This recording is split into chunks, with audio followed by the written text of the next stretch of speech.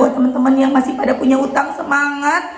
Hutang kalian pasti lunas selama kalian terus mepetin Allah, terus deketin Allah. Allah nggak pernah ingkar janji, Allah nggak akan menyia-nyiakan usaha hamba. Bismillahirrahmanirrahim. Alhamdulillahirabbil alamin. Allahumma sholli ala sayyidina Muhammad wa ala ali sayyidina Muhammad. Assalamualaikum warahmatullahi wabarakatuh. Halo teman-teman, apa kabar? Mudah-mudahan teman-teman selalu dalam lindungan Allah Subhanahu wa taala. Amin ya rabbal alamin. Alhamdulillah, kali ini aku akan sharing lagi pengalaman sholawat dari teman-teman kita. Tapi sebelumnya, buat teman-teman yang belum subscribe, di subscribe dulu biar aku makin semangat lagi bikin videonya. Dan buat teman-teman yang punya testimoni sholawat, silahkan kirimkan testimoni sholawat teman-teman ke nomor ini. Dan buat teman-teman yang punya Instagram maupun TikTok, jangan lupa follow Instagram aku, Meliza Arnelia. Nah, buat teman-teman yang belum punya buku ini, jangan pernah lelah dan nikmati setiap sholawat. Ini buku pertama aku, harganya 55.000. Teman-teman bisa beli di Gramedia, atau teman-teman bisa pesan ke admin, ini nomor adminnya. Langsung aja aku bacain ya testimoninya dari ini dari Mbak Nia di Taiwan. Bismillahirrahmanirrahim. Salam kenal Mbak, ini saya Nia dari Taiwan. Nia itu nama tengah saya Mbak. Terima kasih ya Mbak atas semangat serta ilmu yang Mbak Mel berikan. Sama-sama Mbak. Saya sangat bersyukur, ini adalah kado luar biasa yang Allah berikan kepada saya, karena Allah izinkan saya bertemu atau mendapatkan ilmu dari Mbak Mel walaupun hanya lewat sosmed. Semoga kebaikan Mbak Mel dibalas Allah, amin, amin, amin ya rabbal alamin. Dan semoga Mbak Mel selalu dalam lindungan Allah, amin. Pokoknya doa terbaik buat Mbak Mel. Awal cerita saya di sini sudah hampir 4 tahun, tapi sebelumnya sudah pernah kerja ke Taiwan juga sebelum saya menikah. Dan sekarang saya sudah berkeluarga, punya anak 1. Singkat cerita Mbak, saya nekat berangkat lagi ke Taiwan karena saya ingin memperbaiki perekonomian keluarga saya agar lebih baik. Tapi saya punya kesalahan yang sampai saat ini suami saya tidak mengetahui, yaitu saya punya hutang riba. Saya sengaja tidak bercerita kepada suami karena uang riba itu bukan hanya saya buat untuk keluargaku, tapi buat keluarga ibuku juga. Jadi saya tidak ingin kalau suami tahu kalau saya membantu keluarga ibuku. Sejak saat itu masalah mulai bertubi-tubi datang dalam kehidupan saya. Sampai suatu ketika satu persatu orang yang saya sayangi dipanggil Allah. Pertama ayah saya, terus selang 1 tahun mertua saya. Maaf Mbak, begitu banyak masalah dalam kehidupan saya sampai saya nggak tahu harus memulai cerita dari mana. Yang jelas saat ini saya sangat menyesal telah meminjam uang riba yang ternyata si peminjam juga ikut dosa. Awalnya saya nggak tahu kalau meminjam uang riba itu si peminjam juga berdosa. Saya bingung mau curhat sama siapa, sedangkan bunga tiap bulan dari peminjam riba makin lama makin banyak. Sampai suatu saat saya melihat TikTok Mbak Mel. Saya pantengin terus, awalnya sempat tidak percaya dalam hati saya. Masa sih cuma sholawatan bisa lunas utang? Pertama saya coba sholawatan, tapi saya belum bisa istiqomah karena belum yakin. Ya Allah, mungkin saya dosa sekali, meragukan Allah. Setiap hari saya baca sholawat Jibril, tapi jumlahnya nggak banyak, kadang cuma 500. Itu pun dengan keraguan hati, masa sih beneran bisa lunas utang saya? Selang beberapa bulan saya sempat berhenti karena masalah saya tetap belum ada jalan keluar. Hanya bisa nyari pinjaman sana sini. Sampai suatu ketika uang riba itu jatuh tempo dan harus dilunasi. Karena saya sudah nunggak berbulan-bulan. Saya bingung, saya coba minta tolong sama kakak saya.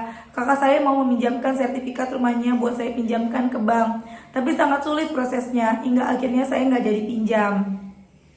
Hampir setiap setelah sholat saya berdoa agar saya dibebaskan dari hutang riba, hingga saya nggak mau lagi berhubungan dengan uang riba. Dari situ saya berpikir Mbak, mungkin saya memang sudah tidak diizinkan pinjam uang riba lagi, sehingga sertifikat saya yang saya mau pinjamkan ke bank tidak berhasil. Saya benar-benar bingung harus bagaimana. Awalnya ibu saya tidak tahu kalau saya punya utang riba sebesar 80 juta. Tapi lama-lama ibu saya tahu dari orang yang meminjamkan uang riba itu. Saya sangat sedih, takut dosa karena membuat ibu saya khawatir dengan hutang sebanyak itu. Setiap saya telepon, ibu selalu sedih dan lagi-lagi saya benar-benar takut dosa karena membuat ibu cemas. Sampai suatu saat saya benar-benar pasrah dalam doa saya. Saya bilang, ya Allah, terserah Engkau. Mau ngasih apapun buat saya pasrah karena saya telah melanggar larangan Allah meminjam uang riba. Sejak saat itu tiap melihat TikTok Mbak Mel saya tambah yakin dengan sholawat Dan saya makin yakin lagi melihat YouTube Mbak Mel. Tiap saat saya sholawat kadang 1000 kali sampai 10.000 kalau saya tidak sibuk. Dan alhamdulillah pertolongan Allah benar-benar nyata. Pagi itu saya sedang telepon dengan ibu saya, tiba-tiba bos saya datang melihat saya sedang sedih. Kemudian ditanya, ada apa? Sebenarnya saya tidak ingin cerita sama bos, tapi tiba-tiba mulut saya bicaranya apa adanya. Seperti orang tidak sadar mendengar cerita saya, bos langsung menawarkan agar saya pinjam uang sama dia yang tidak ada bunganya dan bayarnya dengan cara potong gaji setiap bulan. Ya Allah Mbak Mel, pengen nangis terharu campur malu karena sudah suudzon sama Allah. Tapi hutang saya belum lunas semua, masih ada sisanya belum saya bayar. Karena saya malu hutang terlalu banyak sama bos. Doakan saya Mbak Mel, semoga hutang saya segera lunas, saya lebih istiqomah lagi dalam bersolawat, amin. Semoga saya nanti bisa ngasih testimoni lagi ya Mbak Mel. Maaf kalau cerita saya terlalu panjang. Semoga Mbak Mel selalu sehat, amin. Masya Allah teman-teman, itu tadi testimoni dari Mbak Nia di Taiwan, kerja di Taiwan ya. Memang kalau kita udah mulai deketin Allah, kalau kita udah mulai mau berubah gitu ya, mau hijrah, Allah tuh mempersulit kita loh untuk melakukan kesalahan. Untuk riba ya, untuk di masalah riba ini Allah mempersulit. Jadi kemarin aku ada testimoni bilang, Mbak, kenapa rezekiku seperti dipersempit? Nah, seperti dipersempitnya kenapa dulu gitu ya? Ternyata dia mau nyoba untuk minjem riba, jadi sulit gitu ya. Itu tadi Allah nggak mau kita ngelakuin kesalahan lagi. Kita kan udah mencoba untuk berubah, untuk menjadi lebih baik, mau deketin Allah, mau menyelesaikan masalah-masalah kita dengan caranya Allah. Jadi Allah nggak akan ngebiarin kita ngelakuin kesalahan lagi, teman-teman. Jadi buat kalian nih yang lagi pada jatuh tempo nih utangnya, udah bingung mau gimana, kemudian coba-coba pinjol lagi, coba-coba pinjam kemana, semua tertutup jalannya. Itu bukan Allah nggak sayang, bukan Allah nggak mau nolong. Allah mau nolong, tapi Allah nggak mau nolong pakai cara yang salah lagi. Allah mau nolong pakai cara yang indah. Cuman sayang kitanya kadang nggak sabar. Kita pengennya buru-buru aja masalah selesai. Padahal kita nih dosanya banyak. Lagi-lagi aku selalu mengingatkan teman-teman, kita ini dosanya banyak. Allah itu baik, baik banget. Semua doa kita tuh dikabulkan sama Allah. Sayangnya doa itu tertunda oleh dosa-dosa kita sendiri. Maka dari itu aku selalu ingetin ke teman-teman, kejar ampunan Allah. Kejar dulu ampunan Allah. Kejar dulu nih dosa-dosa kita buat dihapus sama Allah. Karena apa? Itulah penyebab doa-doa kita tidak terkabul. Ada yang berdoa sehari 2 hari dikabulkan, seminggu, sebulan dikabulkan. Ada yang bahkan mungkin berbulan-bulan, bahkan bertahun-tahun. Kenapa? Pertama, mungkin dia tidak istiqomah. Kedua, mungkin dia tidak bersyukur atau kurang bersyukur. Yang ketiga, mungkin dosanya masih banyak. Jadi kita tuh cari 1001 alasan untuk kita tidak menyalahkan Allah. Ih, ngeri teman-teman. Masa kita mau nyalain Allah sih? Kita hidup karena Allah, kita sehat karena Allah, kita masih ada di dunia ini karena Allah. Terus kita mau nyalain Allah. Kalau kita udah nyalain Allah, Allah marah sama kita mau berlindung kepada siapa? Sementara yang bisa melindungi kita cuma Allah. Coba deh, teman-teman udah capek gitu, udah sholawatan, udah benerin sholat, terus belum dikabul-kabulin nih doanya, utangnya belum lunas-lunas, terus teman-teman nyalain Allah, menganggap Allah tidak adil. Terus kita mau berlindung kepada siapa lagi? Kepada siapa coba? Gak ada yang bisa melindungi kita selain Allah. Jadi teman-teman cari 1001 cara untuk kita tidak menyalahkan Allah. Bangun keyakinan itu. Gimana caranya supaya kita bisa yakin? Banyakin sholawat. Dengan sendirinya kalau kita udah banyakin sholawat, keyakinan itu akan muncul. Banyak juga yang nyalain aku, sholawat kok sholawat buat dunia, kok sholawat buat bayar utang, sholawat tuh harus ikhlas, sholawat itu harus tanpa syarat gitu kan ya. Ada yang komen seperti itu ke aku, cuman ya udahlah, masuk kuping kiri keluar kuping kanan. Niat aku kepengen teman-teman yang pada kesulitan, ayo kita sama-sama selesaikan masalah kita, deketin Allah, itu pasti selesai. Daripada kita pusing pengen bayar utang, bingung, utang lagi, gali lubang tutup lubang, stres. Kenapa kita nggak coba cari Allah, kita deketin Allah, kita datang ke Allah, kita pakai sholawat, kita pakai berdiri sholat. Tutup telinga kalian yang pada dinyinyirin, kok sholawat buat bayar utang, biarin.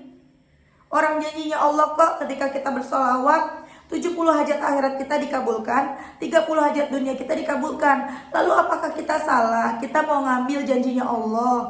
Oh, kata Allah, hajat kita dunia dikabulkan kalau kita baca sholawat. Terus kita baca sholawat, masa kita salah dengan kita mengambil janji Allah seperti itu? Ya kan? Yang bisa menolong kita kan cuma Allah. Datanglah ke Allah. Udah biarin nanti dengan sendirinya nih teman-teman. Kalian bersolawat awalnya karena kepengen utang lunas, karena kepengen bisa punya mobil, punya rumah, punya ini, punya itu. Awalnya itu memang. Tapi seiring berjalannya waktu, kalian lama-lama hatinya nih udah pengennya sholawat aja tanpa kepengen ini dan itu. Kepengen mah kepengen, urusan dunia kepengen, masih pengen rumah, masih pengen mobil, masih pengen duit ya, masih pengen kerjaan, masih pengen jodoh, semua masih pengen ya. Orang kita masih hidup di dunia, ya tentulah kita butuh semua itu ya kan. Tapi itu udah gak jadi prioritas kita ketika kita bersholawat lagi. Jadi pas sholawat udah gak mikirin itu lagi. Itu jadi doa yang hasilnya kita serahkan, terserah Allah. Terserah Allah, pokoknya aku maunya sholawatan aja. Gak gampang loh teman-teman kita bisa mengenal sholawat. Gak semua orang, hanya orang-orang pilihan yang mengenal sholawat. Kita kan banyak yang bilang sama aku, Mbak, sholawat tuh karena syafaat. Teman-teman ya, kita nih ya, gak semua orang punya iman yang langsung, imannya kuat, yang langsung sholawatan karena syafaat. Gak semudah itu. Pasti kita tuh pikirnya ya udah syafaat kan nanti. Ini masalahnya utang dulu nih pengen dilunasin. Syafaat kan nanti. Sekarang kan aku lagi butuh nih, pengen pekerjaan, pengen ini, pengen jodoh, pengen rumah, pengen bayar kontrakan. Itu kan yang kita butuhkan. Jadi kita nggak kepikiran dulu tuh untuk syafaat, belum ke sana. Bahkan mungkin kita belum benar-benar cinta sama Rasulullah. Kita belum ada rasa cinta di hati kita, belum ada rasa rindu seperti itu belum ada ya teman-teman. Lah kita ngelihat aja enggak, Nabi Muhammad kita nggak lihat kan gitu ya, belum ada tuh. Tapi ketika kita rajin sholawat yang awalnya karena kepengen dunia, kepengen utang lunas, kepengen jodoh, kepengen kerjaan, kepengen uang, lama-lama hati kita timbul rasa rindu, rasa cinta kepada Rasulullah. Dan lama-lama kita tuh udah nggak kepengen lagi loh, maksudnya udah nggak karena kepengen dunia lagi loh. Seperti aku bilang tadi, dunia pengen tapi itu udah gak jadi prioritas. Kita jadinya kepengen sholawat karena pengen syafaat. Itu akan terjadi kepada diri teman-teman. Ya Allah teman-teman, ketika kita udah rajin sholawat setiap hari, ibadah kita jadi benar, kita jadi rajin sholat. Yang tadinya malas-malasan jadi sholat terus. Jadi pengennya, jadi yang sholatnya telat sedikit, bawaannya beban hati kita. Kemudian kita bawaannya jadi pengen ngaji, bawaannya jadi pengen sedekah. Pokoknya amalan-amalan yang baik itu jadi pengen kita kerjain. Itu berkah dari kita bersholawat. Kemudian apa? Kita lama-lama jadi mikirinnya syafaat. Yang awalnya kita gak kepikiran tuh syafaat. Teman-teman, di sana nanti ya kita tuh ngantri. Bayangin aja, banyak banget nih ya umatnya Rasulullah tuh banyak banget. Bahkan mungkin aku pernah dengar ceramah, aku lupa Habib siapa, bahkan itu antrian manusia umatnya Rasulullah itu mungkin dari Indonesia sampai Australia. Kita ada di antrian keberapa teman-teman? Jangan-jangan kita di antrian ke belakang. Dan semua orang itu menuju kepada Rasulullah. Dan semua orang kita nanti pada saat itu butuh syafaatnya Rasulullah. Kita pengen banget dapet syafaat supaya ditolongin di sana. Allah, ya Allah, Rasulullah itu pasti ngasih syafaat ke kita. Cuma masalahnya Rasulullah denger gak suara kita manggil, ya Rasulullah berikan aku syafaat. Rasulullah denger gak suara kita? Karena banyak banget miliaran manusia lagi teriak-teriak minta syafaat Rasulullah. Dan teman-teman, orang yang nantinya di sana kedengeran suaranya, kelihatan sama Rasulullah, yang paling dekat sama Rasulullah adalah orang yang paling banyak bersholawat. Tuh. Jadi mungkin awalnya kita gak kepikiran untuk dapetin syafaat, tapi ketika kita terus bersholawat, itu yang akan kita rasain. Kira-kira kita ada di barisan keberapa? Kira-kira suara kita terdengar gak sama Rasulullah supaya kita langsung dapet syafaat dan kita selamat? Kira-kira kita ada di barisan keberapa? Dan itu akan teman-teman rasain suatu hari nanti. Udah terus aja sholawat, biarin aja orang-orang yang nyinyirin kita nih sholawat karena dunia, biarin, gak apa-apa. Atau kita minta ke Allah, tapi dengan sendirinya kita akan cinta sama Rasulullah, kita akan rindu sama beliau, dan kita akan mentingin syafaat itu daripada dunia dan seisinya. Dan teman-teman, Di sana nanti teman-teman ada satu orang ya, di akhirat nanti ada satu orang yang amal buruknya banyak banget. Timbangan amal buruknya lebih berat daripada amal baiknya. Bahkan amal baiknya mungkin gak ada, udah pasti ke neraka. Tapi tiba-tiba datang seorang laki-laki membawa sebuah kotak. Itu adalah kotak amal. Dan beliau adalah Rasulullah yang datang kepada orang tersebut. Wahai fulan, ini kotak yang kamu titipkan kepadaku. Ini kotak apa? Pasti buka, ini pahala sholawatmu. Dan ketika ditimbang, seketika naik amal baiknya, orang tersebut langsung masuk surga. Masya Allah teman-teman, ayo sholawatan. Jangan pernah kita lelah bersholawat. Jangan pernah nunggu-nunggu hasilnya mana-mana. Malu sama Allah. Kita ini banyak dosa, malu. Terus bersholawat sampai pada akhirnya rasa cinta itu tumbuh kepada Rasulullah. Dan kita udah gak memprioritaskan lagi dunia, tapi kita memprioritaskan syafaatnya Rasulullah di sana nanti. Oke teman-teman, terima kasih udah nonton. Mudah-mudahan bermanfaat dan jadi motivasi buat teman-teman. Kita doakan semoga Mbak Nia segera dilunaskan utangnya, dimudahkan segala urusannya. Buat teman-teman yang masih pada punya utang, semangat. Hutang kalian pasti lunas selama kalian terus mepetin Allah, terus deketin Allah. Allah gak pernah ingkar janji, Allah gak akan menyia-nyiakan usaha hambanya. Terima kasih. Assalamualaikum warahmatullahi wabarakatuh.